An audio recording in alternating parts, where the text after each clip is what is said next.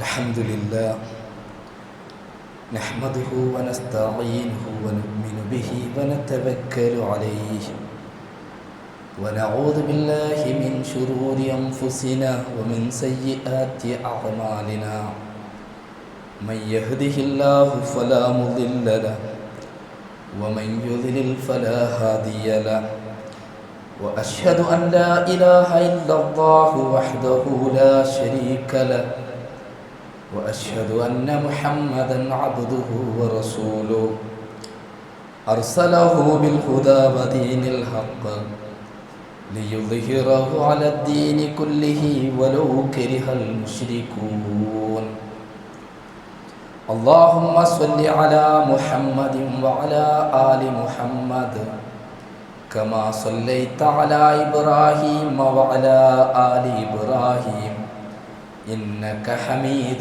مجيد اللهم بارك على محمد وعلى آل محمد كما باركت على إبراهيم وعلى آل إبراهيم إنك حميد مجيد أما بعد فإن خير الحديث كتاب الله وخير الهدي هدي محمد صلى الله عليه وسلم وشر الأمور محدثاتها وكل محدثة بدعة وكل بدعة ضلالة وكل ضلالة في النار يا أيها الناس أوصيكم بتقوى الله أعوذ بالله من الشيطان الرجيم يا أيها الذين آمنوا اتقوا الله حق تقاته ولا تموتن إلا وأنتم مسلمون ألهاكم التكاثر حتى زرتم المقابر رب اشرح لي صدري ويسر لي أمري واحلل عقدة من لساني يفقهوا قولي ആദരണീയരായ സത്യവിശ്വാസികളെ സത്യവിശ്വാസിനികളെ, അല്ലാഹു സുബ്ഹാനഹു വ തആലയുടെ വിധിവിലക്കുകളും അവൻ്റെ ആജ്ഞാനിർദ്ദേശങ്ങളും ജീവിതത്തിൻ്റെ നിഖില മേഖലകളിലും പാലിച്ചുകൊണ്ട് തഖ്വയോടുകൂടി ജീവിക്കണമേ എന്ന് എന്നെയും നിങ്ങളെയും ഉപദേശിക്കുകയാണ്, വസിയത്ത് ചെയ്യുകയാണ്. സഹോദരങ്ങളെ, നമ്മുടെയൊക്കെ ജീവിതത്തിൽ ഒരുപാട് അമൽ സ്വാലിഹാത്തുകൾ ചെയ്യുകയും അതിലേറെ സൽക്കർമ്മങ്ങൾ ചെയ്യാതെ ബാക്കി വെക്കുകയും ചെയ്യുന്നവരാണ് നമ്മൾ. എങ്ങനെ ജീവിച്ചാലും അവസാനം നമ്മൾ എത്തിച്ചേരുന്നത് ഖബറിലാണ് എന്ന വസ്തുത പല ആളുകളും മറന്നു പോകുന്നുണ്ട്. അൽഹാക്കുമുത് തകാസുർ, പരസ്പരം പെരുമ നടിച്ചുകൊണ്ട് സമ്പത്തിൻ്റെ പേരിൽ, തറവാടിൻ്റെ പേരിൽ, മറ്റേതെങ്കിലും അനുഗ്രഹങ്ങളുടെ പേരിൽ പെരുമ നടിച്ചുകൊണ്ട് ജീവിച്ച ആളുകൾ, ആ പെരുമ നടിക്കുക എന്നത് നിങ്ങളെ അശ്രദ്ധമാക്കിയിട്ടുണ്ട്. അവസാനം ഹത്താ സുർത്തുമുൽ മഖാബിർ, നിങ്ങൾ ഖബറുകൾ സന്ദർശിക്കുന്നത് വരേക്കും അത് തുടർന്നുകൊണ്ടിരിക്കും. വഖുതിലൽ ഇൻസാനു മാ അക്ഫറ, മനുഷ്യരിൽ ചില ആളുകളുണ്ട്, അവർ സത്യനിഷേധികളായതിൻ്റെ അടിസ്ഥാനത്തിൽ അവർ നശിച്ചുപോയി. മിൻ അയ്യി ഷൈഇൻ ഖലഖ, അല്ലാഹു തആല അവരെ ഏതൊന്നിൽ നിന്നാണ് സൃഷ്ടിച്ചത്?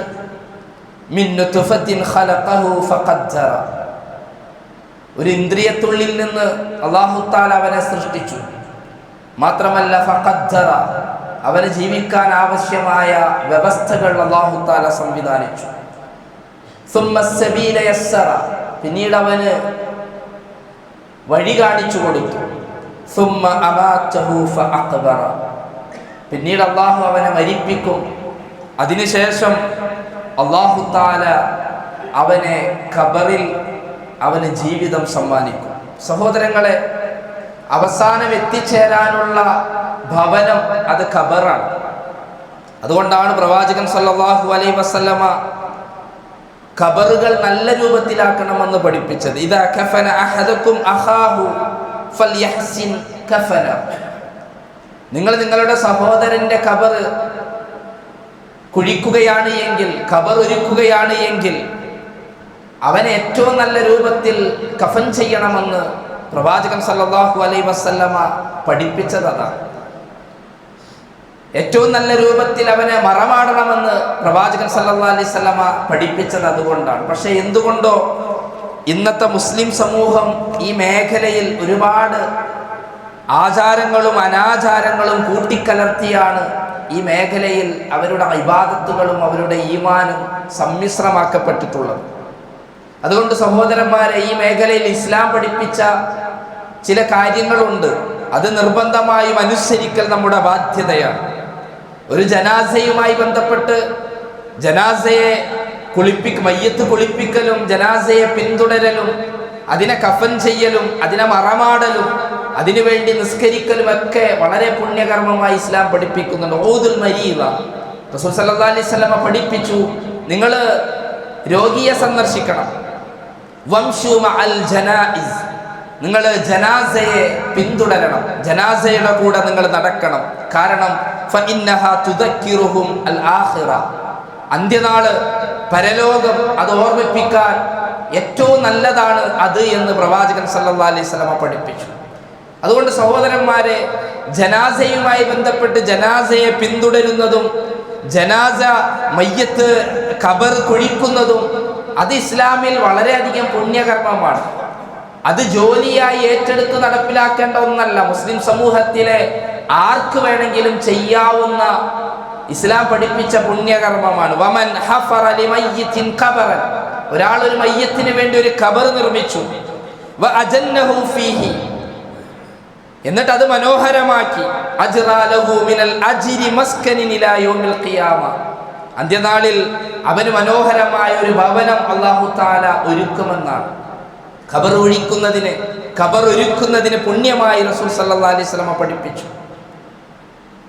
പിന്നീട് റസൂൽ പഠിപ്പിച്ചു, ഖബർ അടക്കുമ്പോൾ ചില സമയങ്ങളിൽ നിങ്ങൾ ഖബറടക്കരുതേ, മയ്യത്ത് ജനാസ സംസ്കരിക്കരുതേ എന്നും റസൂൽ സല്ലല്ലാഹു അലൈഹി വസല്ലമ പഠിപ്പിച്ചു.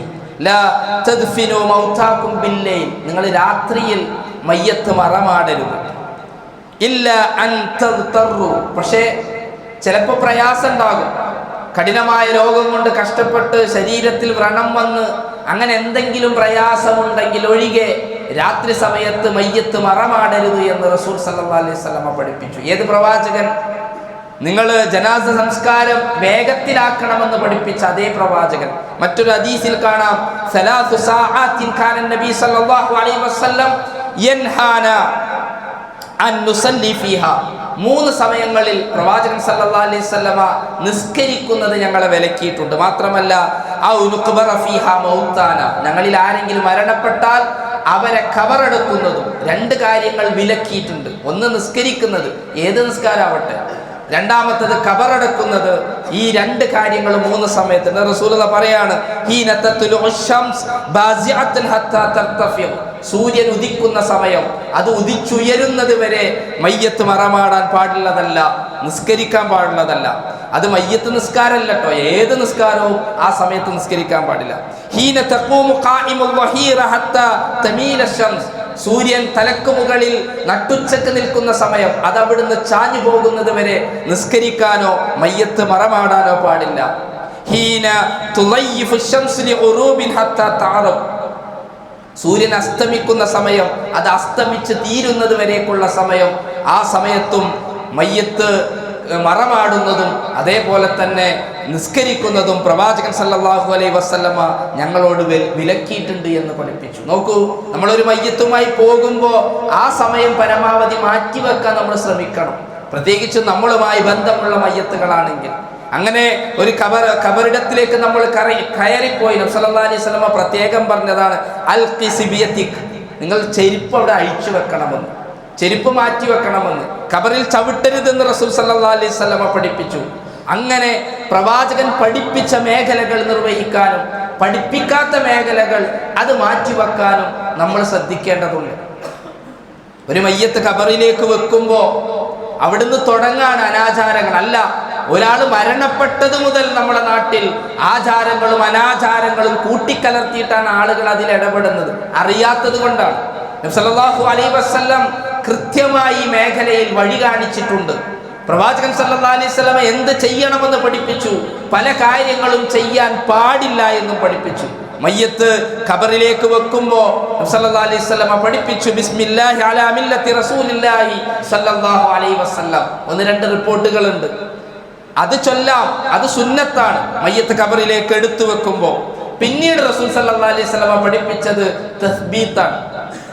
മയ്യത്തിന്റെ മൂടുകല്ല് വെച്ചതിന് ശേഷം അതിനുശേഷം തസ്ബീത്ത് ചൊല്ലണം. ഉസ്മാൻ ഇബ്നു അഫ്ഫാൻ റളിയല്ലാഹു അൻഹു റിപ്പോർട്ട് ചെയ്യുന്ന ഹദീസിൽ പ്രവാചകൻ സല്ലല്ലാഹു അലൈഹി വസല്ലം പറയാണ്, കാന റസൂലുള്ളാഹി സല്ലല്ലാഹു അലൈഹി വസല്ലം ഇദാ ഫറഅ മിൻ ദഫനിൽ മയ്യത്ത്, മയ്യത്ത് മറമാടിയതിന് ശേഷം വഖഫ അലൈഹി, റസൂൽ സല്ലല്ലാഹു അലൈഹി വസല്ലം അവിടെ നിന്നു. വഖാല, എന്നിട്ട് പറഞ്ഞു, ഇസ്തഗ്ഫിറൂ ലി അഖീകും, നിങ്ങളുടെ സഹോദരന് വേണ്ടി നിങ്ങൾ പാപമോചനത്തിന് തേടുക, ഇസ്തിഗ്ഫാറിനെ ചോദിക്കുക. വസ്അലൂ ലഹു അത്തസ്ബീത്, അവന്റെ സ്ഥൈര്യത്തിന് വേണ്ടി തസ്ബീത്തിനെ നിങ്ങൾ അല്ലാഹുവിനോട് ചോദിക്കുക. ഫഇന്നഹുൽ ആൻ യുസ്അൽ, കാരണം ഈ സമയത്ത് നിങ്ങളുടെ സഹോദരൻ ചോദ്യം ചെയ്യപ്പെടുകയാണ് എന്ന് പ്രവാചകൻ സല്ലല്ലാഹു അലൈഹി വസല്ലം. അപ്പോൾ തസ്ബീത്ത് അത് ചൊല്ലുക എന്നത് സുന്നത്താണ്. പക്ഷേ തസ്ബീത്ത് പ്രവാചകൻ സല്ലല്ലാഹു അലൈഹി വസല്ലം എങ്ങനെ ചൊല്ലി എന്ന് സ്വഹീഹായ ഒരു റിപ്പോർട്ടിലും നമുക്ക് കാണാൻ സാധിക്കില്ല. അതുകൊണ്ട് തന്നെ അതിൻ്റെ വരികൾ പിന്നീട് പണ്ഡിതന്മാർ ഏകോപിച്ച് അഭിപ്രായം ഉണ്ടാക്കിയ ചില വരികൾ നമുക്ക് കാണാമെങ്കിലും തസ്ബീത്തിന്റെ രൂപമോ അത് ചൊല്ലുന്ന വരികളോ എങ്ങനെയെന്ന് നമുക്ക് ഹദീസുകളിൽ എവിടെയും കാണാൻ സാധിക്കൂല എന്നാണ്. ഏതായാലും ഇസ്തിഗ്ഫാറിനെ നമുക്ക് ചോദിക്കാം, മയ്യത്തിന് വേണ്ടി തസ്ബീത്ത് ചോദിക്കാം, മയ്യത്തിന്റെ റഹ്മത്തിന് വേണ്ടി, കാരുണ്യത്തിന് വേണ്ടി ചോദിക്കാം, മയ്യത്തിന്റെ ഖബറിടം വിശാലമാക്കി കൊടുക്കാൻ വേണ്ടി അതൊക്കെ നമുക്ക് അല്ലാഹുവിനോട് ചോദിക്കാം. അതും എത്ര സമയം? ഒരു ഒട്ടകത്തെ അറുത്ത് അതിൻ്റെ മാംസം അവകാശികൾക്ക് വിതരണം ചെയ്യുന്ന അത്ര സമയം നമ്മൾ ഇങ്ങനെ തസ്ബീത്ത് ചൊല്ലിക്കൊണ്ടിരിക്കുക. അതല്ലാത്തൊന്നും റസൂൽ സല്ലല്ലാഹു അലൈഹി വസല്ലം പഠിപ്പിച്ചതായിട്ട് കാണുന്നു. പക്ഷേ നമ്മുടെ നാട്ടിലോ മയ്യത്ത് ഖബറിൽ വെക്കണ സമയത്ത് മിൻഹാ ഖലഖ്നാകും വഫീഹാ നുഈദുകും വമിൻഹാ നുഖ്രിജുകും താറത്തൻ ഉഖ്റ, ഇങ്ങനെ തുടങ്ങിയ ചില വചനങ്ങളൊക്കെ ചില ആളുകൾ ചൊല്ലുന്നുണ്ട്. അത് യഥാർത്ഥത്തിൽ സ്വഹീഹല്ല. നബി സല്ലല്ലാഹു അലൈഹി വസല്ലം അങ്ങനെ പഠിപ്പിച്ചിട്ടില്ല. അതുപോലെ തന്നെ സൂറത്തുൽ മുൽക്ക് തബാറക ചൊല്ലുന്നുണ്ട്, മയ്യത്തിന്റെ മുമ്പിൽ യാസീൻ ചൊല്ലുന്നുണ്ട്. ഇങ്ങനെയുള്ള വിശുദ്ധ ഖുർആന്റെ വചനങ്ങളൊന്നും ചൊല്ലണമെന്ന് പ്രവാചകൻ സല്ലല്ലാഹു അലൈഹി വസല്ലം പഠിപ്പിച്ചിട്ടില്ല. അതിലൊക്കെ എന്തെങ്കിലും സുന്നത്ത് ഉണ്ടായിരുന്നുവെങ്കിൽ ആദ്യം റസൂൽ സല്ലല്ലാഹു അലൈഹി വസല്ലം ചൊല്ലുമായിരുന്നു, അല്ലെങ്കിൽ സ്വഹാബത്തിനോട് അത് പഠിപ്പിക്കുമായിരുന്നു.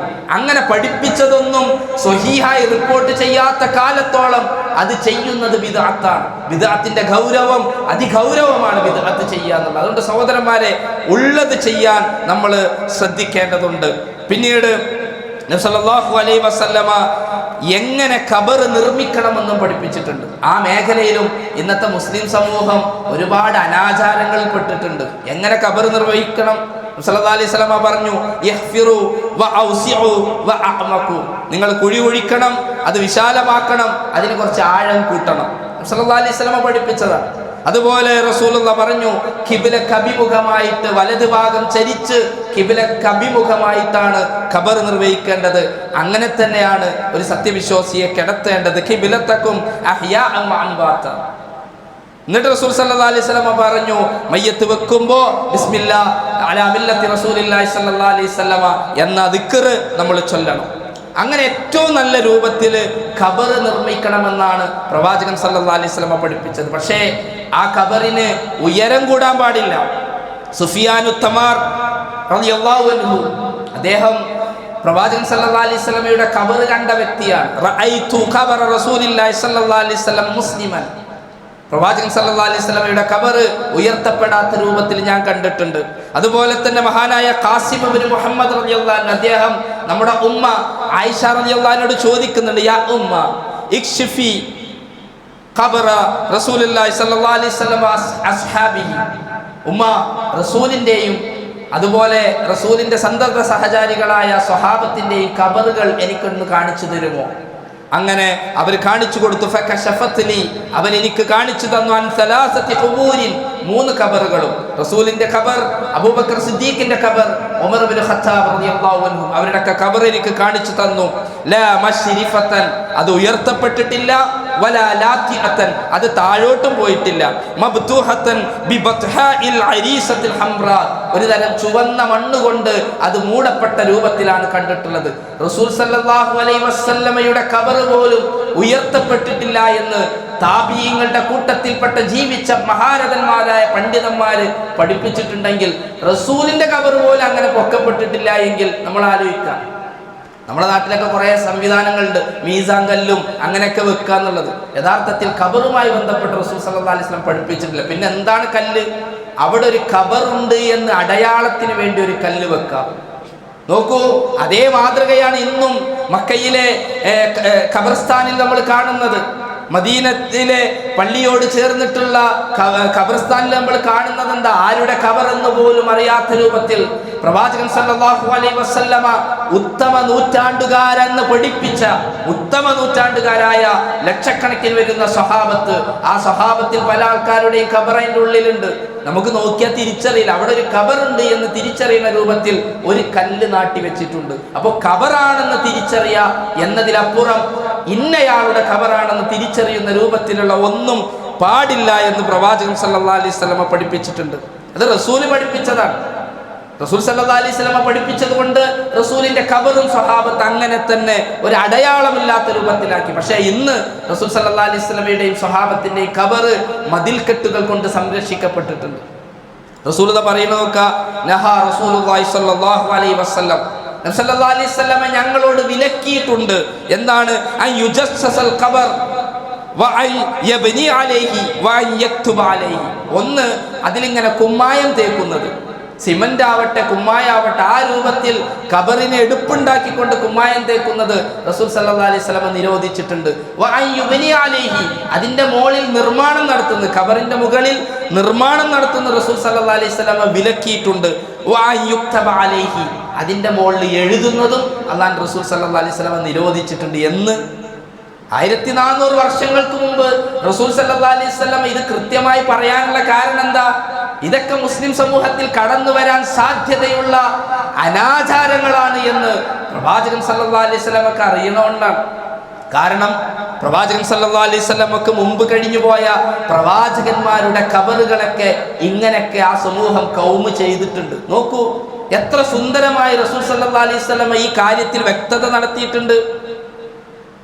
വളരെ കൃത്യമായിട്ട് വ്യക്തത നടത്തി. അതുകൊണ്ടാണ് റസൂൽ സല്ലല്ലാഹു അലൈഹി വസല്ലമ പ്രാർത്ഥിച്ചത് എന്താ? അല്ലാഹുമ്മ ലാ തജ്അൽ ഖബരി വസനാ, അല്ലാഹുവേ എൻ്റെ ഖബറിനെ വിഗ്രഹമാക്കി മാറ്റരുതേ. ലഅനല്ലാഹു ഖൗമൻ, അല്ലാഹു തആല ഒരു സമുദായത്തെ ശപിച്ചിട്ടുണ്ട്. ഇത്തഖദു ഖുബൂറ അംബിയാഇഹിം മസാജിദ, ആ സമൂഹത്തിന്റെ പ്രത്യേകത എന്താ? മുമ്പ് കഴിഞ്ഞു പോയ പ്രവാചകന്മാരുടെ ഖബറുകളെ അവർ പള്ളികളാക്കി മാറ്റിയിട്ടുണ്ട്. നിസ്കരിക്കുന്ന സ്ഥലം, സുജൂദ് ചെയ്യുന്ന സ്ഥലങ്ങളാക്കി മാറ്റിയിട്ടുണ്ട്. അതുകൊണ്ട് അല്ലാഹുവേ എൻ്റെ ഖബറിനെ അങ്ങനെ ഇബാദത്ത് ചെയ്യുന്ന സ്ഥലമാക്കി മാറ്റരുത്, വിഗ്രഹമാക്കി മാറ്റരുതെന്നാണ്.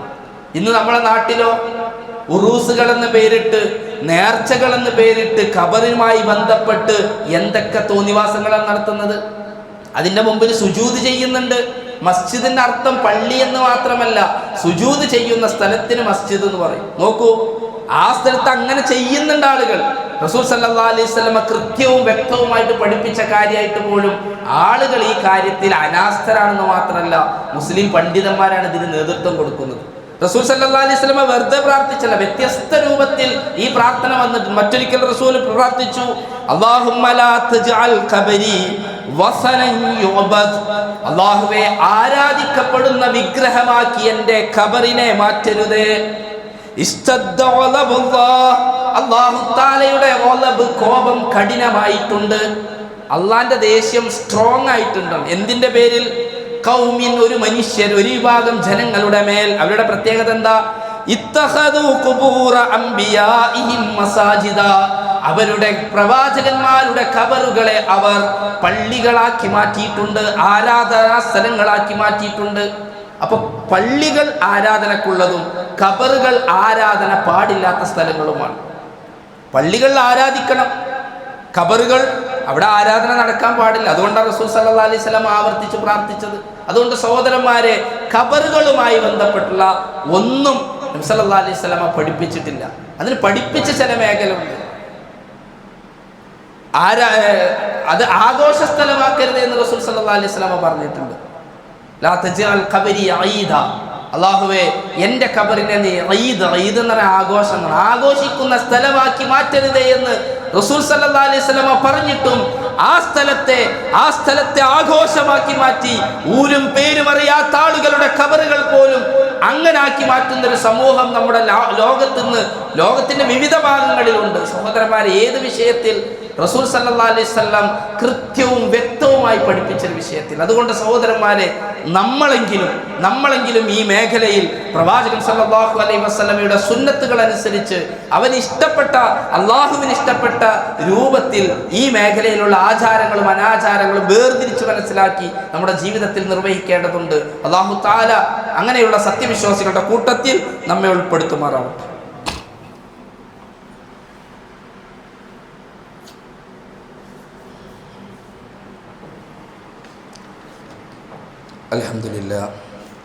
അൽഹംദുലില്ലാഹി റബ്ബിൽ ആലമീൻ, വസ്സലാത്തു വസ്സലാമു അലാ റസൂലില്ലാഹ് വഅലാ ആലിഹി വസ്ഹബിഹി അജ്മഈൻ, അമ്മാ ബഅദ്. അല്ലാഹു തആലയെ അനുസരിച്ചുകൊണ്ട്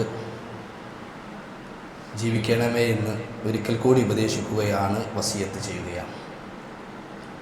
പ്രവാചകൻ സല്ലല്ലാഹു അലൈഹി വസല്ലമ ഖബറുകളുമായി ബന്ധപ്പെട്ട് അത് എങ്ങനെയാവണമെന്നും അവിടെ എന്തൊക്കെ നിർവഹിക്കപ്പെടണമെന്നും വ്യക്തമായി പഠിപ്പിച്ചിട്ടുണ്ട്. അതുകൊണ്ടാണ് ഒരു ചാണിനുയരത്തിലേക്ക് ഖബറുകൾ കെട്ടിപ്പൊക്കരുത് എന്ന് റസൂൽ സല്ലല്ലാഹു അലൈഹി വസല്ലം പഠിപ്പിച്ചു. ഒരു ചാൺ കൈ ഇങ്ങനെ വെച്ചാൽ എത്ര ഉയരമുണ്ടോ അത്ര മാത്രമേ ഒരു ഖബറിന് മാക്സിമം പാടുള്ളൂ. അതിന് നിരപ്പാക്കുകയാണെങ്കിൽ അതിൽ കുഴപ്പമൊന്നുമില്ല. ഖബറിൻ്റെ അടുത്ത് നിസ്കരിക്കാൻ പാടില്ല. ലാ തുസല്ലു ഇലൽ ഖുബൂർ, നിങ്ങൾ ഖബറിലേക്ക് തിരിഞ്ഞെന്ത് ചെയ്യരുത്, നമസ്കരിക്കരുത്. വലാ തജസ്സസു അലൈഹ, അതിൽ കുമ്മായമോ അതുപോലുള്ള മറ്റോ ഇടരുത്. അങ്ങനെ പല രൂപത്തിൽ റസൂൽ സല്ലല്ലാഹു അലൈഹി വസല്ലമ ഖബറുകൾ എങ്ങനെയാവണമെന്ന് പഠിപ്പിച്ചു. പക്ഷെ പിന്നീട് ഖബറുകൾക്ക് ചുറ്റും ആഘോഷങ്ങൾ സംഘടിപ്പിക്കുന്ന ആളുകൾ അതിനെ ന്യായീകരിക്കാൻ വേണ്ടി പറയുന്ന ഒരു കാര്യമാണ്, അപ്പോൾ സിയാറത്ത് അത് നല്ലതല്ലേ? തീർച്ചയായും സിയാറത്ത്, ഖബർ സിയാറത്ത് അത് പുണ്യമുള്ള കാര്യം തന്നെയാണ്.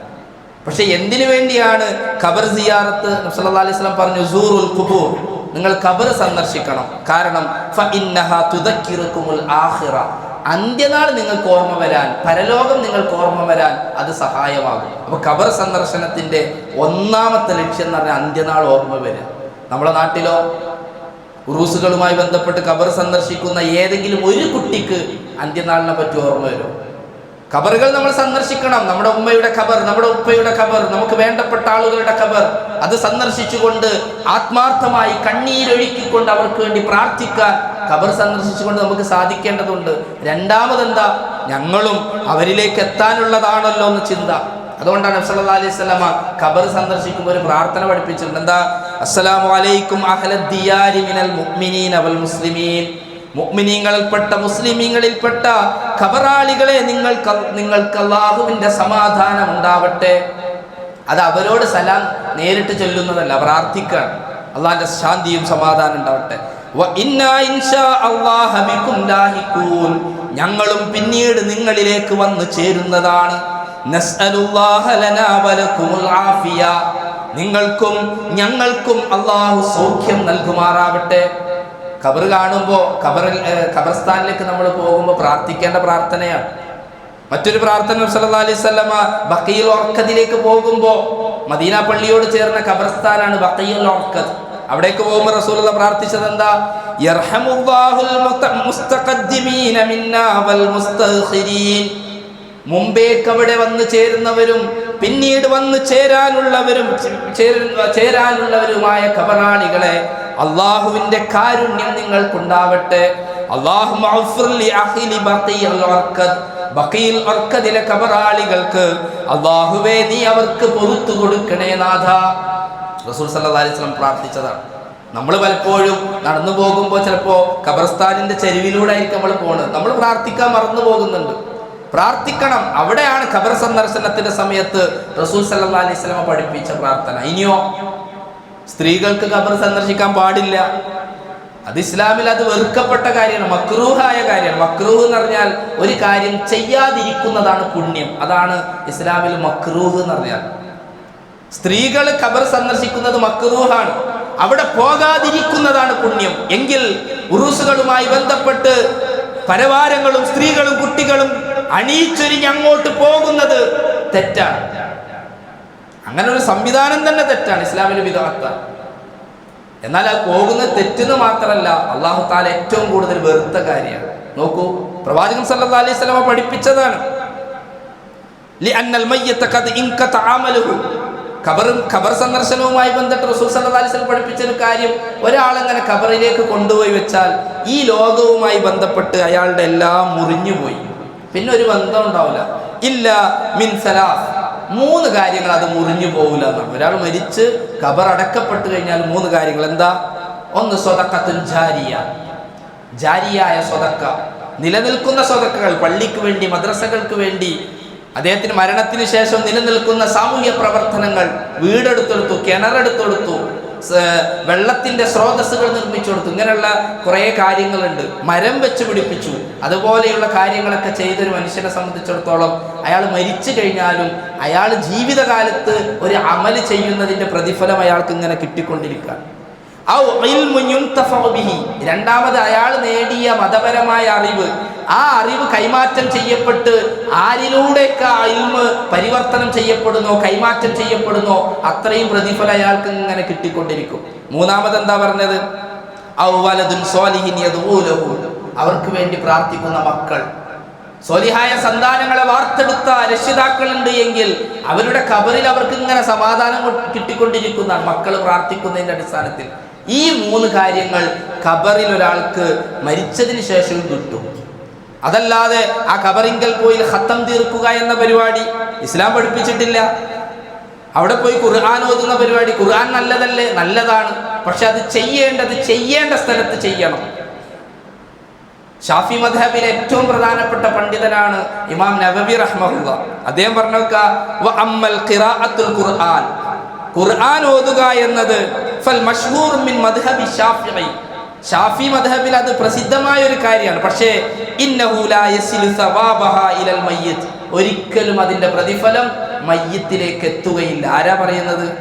ഷാഫി മദ്ഹബിലെ തന്നെ ഏറ്റവും ഉയർന്ന പണ്ഡിതൻ.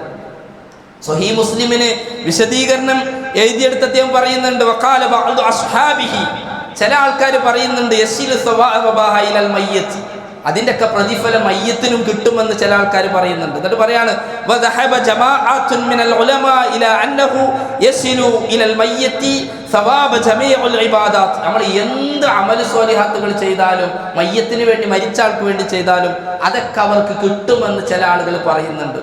മിനസ്സലാത്ത്, നിസ്കാരമാവട്ടെ, വസ്സൗം, നോമ്പാകട്ടെ, വൽ ഖിറാഅത്ത്, വിശുദ്ധ ഖുർആന്റെ പാരായണമാകട്ടെ, വഗൈറ ദാലിക, അതല്ലാത്ത എന്തും മയ്യത്തിന് കിട്ടുമെന്ന് ചില ആളുകൾ പറയുന്നു. എന്നിട്ട് ഇമാം മുസ്ലിം റഹ്മത്തുള്ളാഹിനെ ഗണ്ണിക്കാണ് വകുല്ലു ഹാദിഹിൽ മദാഹിബ് ദഈഫ, ഈ പറയണ മുഴുവനും ദഈഫാണ്, ദുർബലമാണ്, അങ്ങനെ പാടില്ല എന്നാണ് പണ്ഡിതന്മാരൊക്കെ ഇസ്ലാമിൽ പഠിപ്പിച്ചത്. നോക്കൂ, മയ്യത്തുമായി ബന്ധപ്പെട്ട്, ഖബറുമായി ബന്ധപ്പെട്ട് നമ്മുടെ നാട്ടിലുള്ള കുറേ അനാചാരങ്ങളാണ്. ജീവിച്ചിരിക്കുന്ന സമയത്താണ് ഇതൊക്കെ വേണ്ടത്. എന്നാൽ ഒരു മരിച്ച വ്യക്തിക്ക് നേർച്ച ചെയ്ത അമലുകൾ ബാക്കിയുണ്ട്.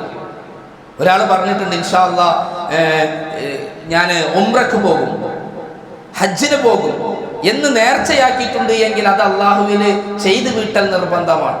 അങ്ങനെയുള്ളത് ബാക്കിയുണ്ട് എങ്കിൽ അയാൾ മരണപ്പെട്ടുവെങ്കിൽ അയാളുടെ അനന്തരാവകാശികൾ ആരെങ്കിലും, അല്ലെങ്കിൽ ആരെങ്കിലും ഒരാൾ അത് ചെയ്തു വീട്ടണം. അത് നോമ്പാവട്ടെ, മറ്റെന്ത് അമലുകളാവട്ടെ, നേർച്ച ചെയ്തത്. അതല്ലാത്ത കാര്യങ്ങളൊന്നും അതിലെത്തുകയില്ല എന്ന് പണ്ഡിതന്മാർ പഠിപ്പിച്ചു. പ്രത്യേകിച്ചും വിശുദ്ധ ഖുർആൻ പാരായണമുള്ള കാര്യങ്ങൾ, മറ്റു ചില കാര്യങ്ങൾ, സ്വതക്കയുമായി ബന്ധപ്പെട്ട കാര്യങ്ങൾ പിന്നീട് റസൂൽ സല്ലല്ലാഹു അലൈഹി വസല്ലം അനുവദിച്ചതായിട്ട് കാണുന്നുണ്ട്. കുറേ ഹദീസുകളിൽ ആ വിഷയം വന്നിട്ടുണ്ട്. അതുകൊണ്ട് സഹോദരന്മാരെ, ഉള്ളതുപോലെ ചെയ്യാനും ഇല്ലാത്തതായി മനസ്സിലാക്കാനും നമുക്ക് സാധിക്കേണ്ടതുണ്ട്. അവസാനമായി അതുമായി ബന്ധപ്പെട്ട് സൂചിപ്പിക്കേണ്ട ഒരു കാര്യം തഅസിയത്താണ്. മരിച്ച ഒരു വീട്, ആ വീട്ടിൽ ദുഃഖാർത്ഥരായ കുടുംബാംഗങ്ങളായിരിക്കും. അവർക്ക് സ്വന്തമായി ഭക്ഷണം പാചകം ചെയ്യാനുള്ള മാനസികാവസ്ഥയിലല്ല എങ്കിൽ അവർക്ക് മറ്റുള്ളവർ ഭക്ഷണം എത്തിച്ചു കൊടുക്കണം, ഭക്ഷണം ഉണ്ടാക്കി കൊടുക്കണം. 3 ദിവസമാണ് ആ മയ്യത്തിന്റെ കുടുംബാംഗങ്ങളെ ഭക്ഷണം നൽകി ആശ്വസിപ്പിക്കേണ്ടത്. അതിനാണ് ഇസ്ലാമിൽ തഅസിയത്ത് എന്ന് പറഞ്ഞത്. ഇതുകൊണ്ട് ഒരിക്കലും 3-ാമത്തെ ദിവസം എല്ലാവരെയും നാട്ടുകാരൊക്കെ വിളിച്ചു കൂട്ടി ഭക്ഷണം പാചകം ചെയ്ത് വിതരണം ചെയ്ത് ഒരു സെൻഡ് ഓഫ് കൊടുക്കുക എന്നുള്ളത് ഇസ്ലാമിലില്ല. തഅസിയത്ത് കൊണ്ട് ഉദ്ദേശിക്കുന്നത് ഇത്രയാണ്: മരിച്ച വീട്ടിലെ ബന്ധുക്കൾക്ക് അവർക്ക് ദുഃഖമുണ്ടാകും, ഭക്ഷണം പാചകം ചെയ്യാനുള്ള, ഭക്ഷണം ഉണ്ടാക്കാനുള്ള മാനസികാവസ്ഥയിൽ അവർ ആയിരിക്കില്ല. അതുകൊണ്ട് അവർക്ക് മറ്റുള്ളവർ ഭക്ഷണം ഉണ്ടാക്കി കൊടുക്കുക, അത്രേ ഉള്ളൂ. അത് പിന്നീട് 3-ാമത്തെ ദിവസവും 7-ാമത്തെ ദിവസവും 40-ാമത്തെ ദിവസവും വർഷത്തിലൊരിക്കലും അതിൻ്റെ പേരിൽ, മരിച്ച വ്യക്തിയുടെ പേരിൽ ഭക്ഷണം ഉണ്ടാക്കി കൊടുക്കുന്ന ഒരു ശീലം അത് യഥാർത്ഥത്തിൽ ഇസ്ലാം പഠിപ്പിച്ചതൊന്നല്ല. അത് പിന്നീട് കടന്നു വന്ന അനാചാരമാണ്, തഅസിയത്തിന്റെ മറവിൽ വന്ന അനാചാരമാണ്. അതുകൊണ്ട് സഹോദരന്മാരെ, 1-2 കാര്യങ്ങൾ നമ്മുടെ നാട്ടിൽ നടക്കുന്ന അനാചാരങ്ങൾ സൂചിപ്പിച്ചെന്ന് മാത്രം നമ്മൾ ഹക്കായി മനസ്സിലാക്കേണ്ടതുണ്ട്. ഉള്ളതായി മനസ്സിലാക്കി അത് ജീവിതത്തിൽ പുലർത്തേണ്ടതുണ്ട്. അല്ലാഹു തആല അവൻ ഇഷ്ടപ്പെട്ട സത്യവിശ്വാസികളുടെ കൂട്ടത്തിൽ നമ്മെ ഉൾപ്പെടുത്തുമാറാവട്ടെ. അർഹമുറാഹിമായ അല്ലാഹ്, ഒരുപാട് ആളുകൾ മാരകമായ രോഗങ്ങൾ കൊണ്ട് കഷ്ടപ്പെടുന്നുണ്ട്. അവർക്കൊക്കെ നീ ശിഫ നൽകണേ അല്ലാഹ്. ഒരുപാട് ആളുകൾ പ്രാർത്ഥിക്കണമെന്ന് വസിയത്ത് ചെയ്തിട്ടുണ്ട്. അവരുടെയൊക്കെ പ്രയാസങ്ങൾ ദൂരീകരിക്കണേ അല്ലാഹ്. സാമ്പത്തികമായി പ്രയാസങ്ങളുള്ളവർ, സാമൂഹികമായി, രാഷ്ട്രീയമായി, കുടുംബപരമായി എല്ലാ മേഖലയിലും പ്രയാസപ്പെടുന്ന സഹോദരങ്ങൾക്ക് അർഹമുറാഹിമായ അല്ലാഹ് അവർക്കൊക്കെ നീ സൗഭാഗ്യം നൽകണേ അല്ലാഹ്. അവരുടെ പ്രയാസങ്ങൾ നീ ദൂരീകരിക്കണേ അല്ലാഹ്. അവർക്ക് ജീവിതത്തിൽ സൗഭാഗ്യം നൽകണേ അല്ലാഹ്. ഞങ്ങളുടെ മാതാപിതാക്കൾക്ക് പുറത്തു കൊടുക്കണേ അല്ലാഹ്. ഞങ്ങളുടെ മാതാപിതാക്കൾക്ക് പുറത്തു കൊടുക്കണേ അല്ലാഹ്. ഞങ്ങളുടെ മാതാപിതാക്കൾക്ക് പുറത്തു കൊടുക്കണേ അല്ലാഹ്. അവരെയും ഞങ്ങളെയും ഞങ്ങളുടെ മാതാപിതാക്കളെയും ഞങ്ങളുടെ ഭാര്യമാരെയും ഭർത്താക്കന്മാരെയും മക്കളെയും സഹോദരങ്ങളെയും എല്ലാവരെയും നിന്റെ ജന്നാത്തുൽ ഫിർദൗസിൽ ഒരുമിച്ച് കൂട്ടണേ അല്ലാഹ്. ഒരുപാട് പാപങ്ങൾ ഞങ്ങൾ ചെയ്തിട്ടുണ്ട്. എല്ലാ പാപത്തിൻ്റെയും കറ നീ ശുദ്ധീകരിക്കണേ അല്ലാഹ്. പുറത്തു മാപ്പാക്കി തരണേ അല്ലാഹ്. രഹസ്യമായും പരസ്യമായും അറിഞ്ഞും അറിയാതെയും ചെറുതും വലുതുമായി ഞങ്ങൾ ചെയ്തു കൂട്ടിയ പാപത്തിന്റെ കറ നീ ശുദ്ധീകരിക്കണേ അല്ലാഹ്. അർഹമുറാഹിമായ അല്ലാഹ്, നരകമെന്ന മഹാവിപത്തിൽ നിന്ന് മോചനം നൽകണേ അല്ലാഹ്. നരകമെന്ന മഹാവിപത്തിൽ നിന്ന് മോചനം നൽകണേ അല്ലാഹ്. ഖബറിലെ ശിക്ഷ, മഹ്ശറയിലെ പ്രയാസം, നരകത്തിലെ പ്രയാസം, അർഹമുറാഹിമായ അല്ലാഹ്, സർവ്വവിധ പ്രയാസങ്ങളിൽ നിന്നും ഞങ്ങൾക്ക് മോചനം നൽകണേ അല്ലാഹ്. ഫലസ്തീനിലെ കഷ്ടപ്പെടുന്ന സത്യവിശ്വാസികൾക്ക് സഹായം നൽകണേ അല്ലാഹ്. അവർ അനുഭവിക്കുന്ന പ്രയാസങ്ങൾക്ക് നീ സഹായം നൽകണേ അല്ലാഹ്. ലോകത്തിന്റെ വിവിധ ഭാഗങ്ങളിൽ പ്രയാസം അനുഭവിക്കുന്ന സത്യവിശ്വാസികൾക്ക് അവരുടെ പ്രതാപം ഉയർത്തണേ അല്ലാഹ്. അവർക്ക് സഹായം നൽകണേ അല്ലാഹ്. ربنا هب لنا من ازواجنا وذرياتنا قرة اعين واجعلنا للمتقين اماما ربنا اصرف عنا عذاب جهنم ان عذابها كان غراما انها ساءت مستقرا ومقاما ربنا لا تزغ قلوبنا بعد إذ هديتنا وهب لنا من لدنك رحمة إنك أنت الوهاب اللهم اغفر للمؤمنين والمؤمنات والمسلمين والمسلمات الأحياء منهم والأموات إنك مجيب الدعوات يا قاضي الحاجات ربنا آتنا في الدنيا حسنة وفي الآخرة حسنة وقنا عذاب النار آمين آمين برحمتك يا أرحم الراحمين.